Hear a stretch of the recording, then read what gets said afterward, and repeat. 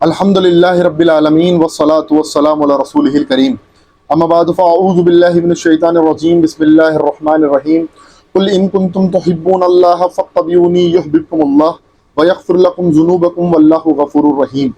سورہ آل عمران آیت نمبر 31۔ رب اشرح لی صدری ویسر لی امری واحلل عقدۃ من لسانی یفقہوا قولی۔ سامعین اکرام، آپ جانتے ہیں کہ نبی پاک صلی اللہ علیہ وسلم کی جیونی یعنی ان کی سیرت النبی آپ کے سامنے میں پیش کر رہا ہوں۔ اس کا تیسرا پارٹ آپ کے سامنے اپلوڈ کیا جا رہا ہے۔ اس کی شروعات جو ہمیں یہاں سے کرنی ہے کہ پچھلے واقعے تک میں یہاں تک پہنچ گیا تھا کہ حضرت عبداللہ کا حضرت آمنہ سے نکاح ہوا اس دوران تک۔ تو اس کے بعد حضرت آمنہ سے ان کا نکاح ہوا، حضرت عبداللہ کا یعنی اللہ کے رسول علیہ السلام کے والد کا اور والدہ کا آپس میں نکاح ہوا۔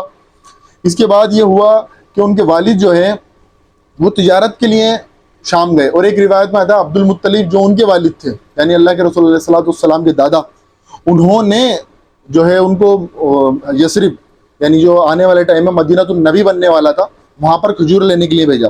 لیکن بعد والی روایت صحیح ہے کہ شام سفر پہ جا رہے تھے وہ تجارت کے، تو جاتے میں وہ مدینہ رکے۔ مدینہ میں ان کی طبیعت خراب ہوئی۔ اس وقت اللہ کے رسول علیہ السلام اپنی والدہ مبارک کے پیٹ کے اندر تھی، یعنی وہ حاملہ ہو چکی تھی۔ تو اللہ کے رسول علیہ السلام کے والد جو تھے عبداللہ، وہ یثرب کے اندر بیمار ہوئے، اور بیمار ہونے کے بعد ان کی جو ہے انتقال کی، وفات کی خبر آ گئی مکہ کے اندر۔ مکہ کے اندر ظاہر سی بات ہے عبد المطلب کے چہیتے بیٹے تھے عبداللہ، اور آپ جانتے ہیں کہ وہ ذبح ہونے سے ہی بچے تھے، تو ایک متورخ شخصیت بھی تھے عبد المطلب کے لیے۔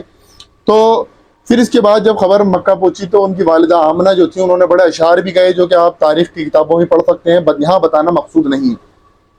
اس کے بعد اللہ کے رسول علیہ السلام کی جو ولادت ہوئی ہے اس کے بارے میں آتا ہے کہ آپ کی ولادت جو ہوئی ہے وہ ہوئی ہے عام الفیل میں، یعنی محرم کے اندر یہ عام الفیل میں واقعہ پیش آیا، اور یہ 571 عیسوی کا واقعہ ہے۔ عام الفیل کے اندر یہ واقعہ پیش آیا۔ عام الفیل اس سال کو کہا جاتا ہے، یعنی عرب کسی بھی سال کو کسی خاص موقع سے نسبت دیتے تھے یاد رکھنے کے لیے۔ یہ ہجری کیلنڈر وغیرہ بعد میں بنا ہے نا، عیسوی کیلنڈر پہلے سے چلا آ رہا تھا عیسیٰ علیہ السلام سے۔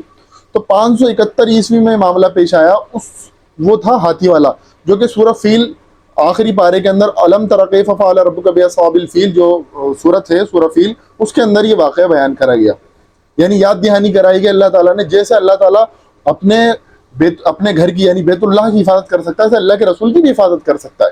تو اللہ تعالیٰ نے اس طرح سے جو ہے یہ آیت میں اس صورت میں یہ بتایا۔ تو وہ سال جو تھا عام الفیل کا تھا، اور عام الفیل میں یہ ہوا کہ اللہ کے رسول علیہ السلام کی ولادت ربیع الاول میں ہوئی، تو محرم، سفر پھر ربیع الاول، تو ٹھیک ہے۔ تو یہ تقریباً آپ دیکھیں تو 50 ایک دن بنتے ہیں اللہ کے رسول علیہ السلام کی ولادت جو ہے یہ ابراہہ والے واقعے کے بعد 50 دن بعد ہوئی ہے تقریباً، اور یہی صحیح روایت بھی ہے ربیع الاول کے اندر 571 عیسوی کے اندر۔ تو ابراہہ والا معاملہ کیا تھا کہ ابراہہ جو تھا یہ یمن کا بادشاہ تھا، اور یمن کے اندر اس نے کلیسا بنایا تھا، اور اس کا مقصد یہ تھا، اس کا پرپز یہ تھا کہ وہ بیت اللہ جو تھا خانہ کعبہ اس کو دیکھتا تھا۔ مکہ سٹی جو ہے، بیت اللہ جو ہے، یہ جو ہے تجارتی مرکز ہے نا، تو اس کو وہاں سے وہ یہاں لانا چاہ رہا تھا، یمن کے اندر وہ چاہ رہا تھا وہاں سے اس کو ڈائیورٹ کر دوں یہاں پر، لوگ اس کو مرکز بنائیں، یعنی یمن کو اور اس کلیسا کی ارد گرد اپنے طواف کریں اور سارے معاملات پوجا پاٹ سب یہی کریں۔ تو آپ جانتے ہیں 360 بت تھے وہاں پر، ہر قبیلے کا، ہر شہر کا، ہر دیش کا ایک بت وہاں پر رکھا ہوا تھا، لوگ آتے تھے اور وہاں پر طواف بھی کرا کرتے تھے۔ بہرحال تو وہ یہی چاہ رہا تھا۔ پھر اس نے ایک جو ہے سازش بھی کری، خود اس کی سازش ہی لگتی ہے کہ اس نے، تاریخ میں آتا ہے کہ ایک شخص نے، عربی شخص نے جو وہیں کا تھا، خانہ کعبہ کا، مکہ کا، آس پاس کی سٹی کا، تو اس کو جب یہ خبر پتہ لگی تو اس نے وہاں پر جا کے گندگی کر دی، یعنی پخانہ کرا اور وہ دیواروں پر لگا دیا۔ اس سے کیا ہوا، ابراہہ غصہ ہوا۔ لیکن مجھے اور کئی تاریخ دان نے اس بات کو مانا ہے کہ اس نے جان بوجھ کے کروایا، جیسے آج کے پولیٹیشنز ایسے کرواتے ہیں کہ جان بوجھ کے ایسا کوئی معاملہ کروا دیتے ہیں، پھر اس سے لوگ سمپتی حاصل کرتے ہیں، پھر ان کو جو ہے اقدام کا اور جو ہے ایکشن لینے کا موقع بھی مل جاتا ہے۔ ایسے ہی پھر اس کو ایکشن لینے کا موقع ملا، وہ یہاں سے 60,000 کی فوج لے کے، یمن نیچے ہے، یمن سے اوپر مکہ ہے، تو 60,000 کی فوج لے کے وہ چلا ہے مکہ کی طرف۔ اور ہوا یہ کہ 60,000 کی فوج کے اندر تقریباً جو ہے 9 سے 12 کی تعداد آتی ہے تقریباً، یہ ہاتھی بھی لے کے چلا، اور ایک ہاتھی خاص اپنے لیے بھی اس نے چنا، اور جب اس ہاتھی کو، ان ہاتھی کو لے کے چلا ہے تو اس کو کہا گیا اصحاب فیل، ہاتھی والے، تو یہ وہاں چلا ہے. تو مکہ سٹی جانے سے پہلے معاملہ یہ پیش آیا کہ اللہ ایک طویل واقعہ ہے انشاءاللہ، اس کو آپ سورہ فیل کی تفسیر میں پڑھیں تو زیادہ مزہ آئے گا. تو جب یہ مکہ سٹی پہنچنے والے تھے اس سے پہلے ہی اللہ تبارک و تعالیٰ نے سمندر سے ایک چڑیاؤں کا جھنڈ بھیجا، نہیں ابابیل کہا گیا.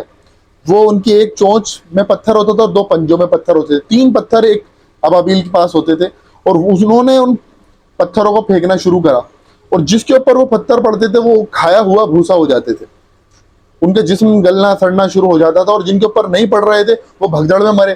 کئی لوگ بھگدڑ میں مرے، کئی لوگ ابابیل کے پھینکے ہوئے پتھروں سے مرے، اور یمن تک جاتے جاتے کئی لوگ مرتے رہے. ابراہا بھی یمن پہنچتے پہنچتے وہ بھی گل سڑ کے وہ بھی مر گیا. تو یہ والا واقعہ پیش آ گیا تھا. اللہ تبارک تعالیٰ نے اس سے میسج یہ دینا تھا کہ ایک تو خاص کوئی موقع ہونے والا تھا، اللہ کے رسول کی ولادت ہونے والی تھی. دوسرا، اس صورت کو نازل کرنے کا مقصد یہ تھا، وہ واقعہ یاد دلانے کا.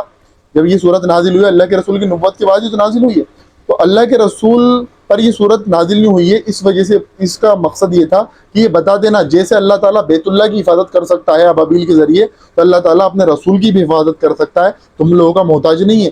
جیسے تم اللہ کے رسول علیہ السلام پر اور اصحاب پر ان کے رضی اللہ تعالیٰ عنہ مجمعین ظلم ستم کر رہے ہو، تو یہ مت سوچو کہ کوئی اندھیر نگری اور چوپٹ راجا ہے. اللہ تبارک تعالیٰ سب کچھ دیکھ رہا ہے. پھر اس کے بعد اللہ کے رسول علیہ السلام کی تقریباً 50 دن بعد جو ہے ربیع الاول کے مہینے میں 50-60 دن، کچھ دن جو ہے نا مقرر نہیں ہے. کچھ لوگ 9 ربیع الاول بولتے ہیں، کچھ 12 بولتے ہیں. ساری روایتیں جو ہے کمزور ہیں. بہرحال ربیع الاول کے اندر آپ کی پیدائش ہوئی. تو ربیع الاول کو جب آپ نے اس دنیا میں جنم لیا تو آپ کے والد محترم جو ہے اس دنیا سے جا چکے تھے، کیونکہ آپ کے والد شام تجارت کے لیے گئے تھے اور وہیں پر آپ کا انتقال ہو گیا تھا.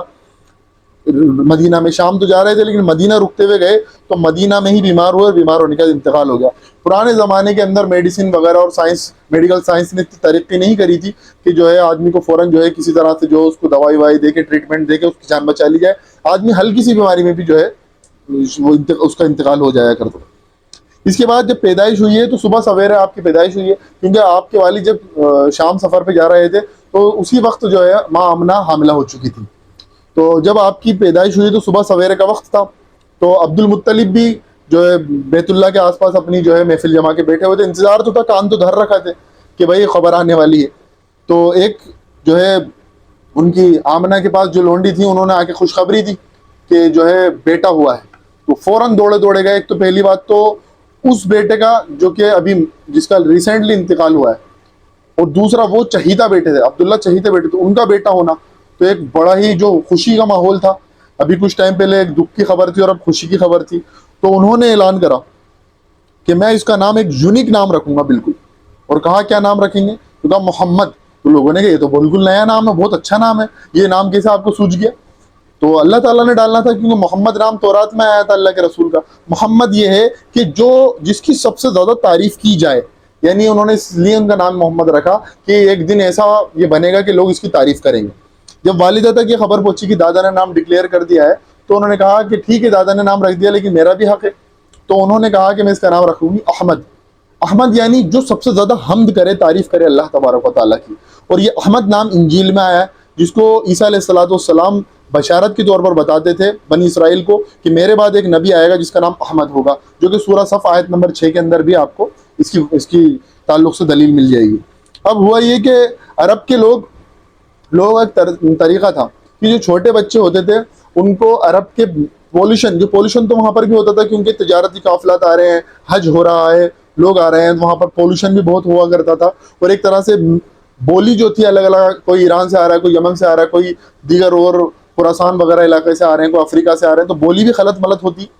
تو وہاں کا ایک کلچر تھا کہ وہ اپنے چھوٹے بچوں کو دودھ پلانے کے لیے دوسرے گاؤں میں بھیجتے تھے، جہاں دیہات میں، جہاں جو ہے ودیشی لوگ نہیں آتے تھے، جہاں پر پیور عربی بھی بولی جاتی تھی.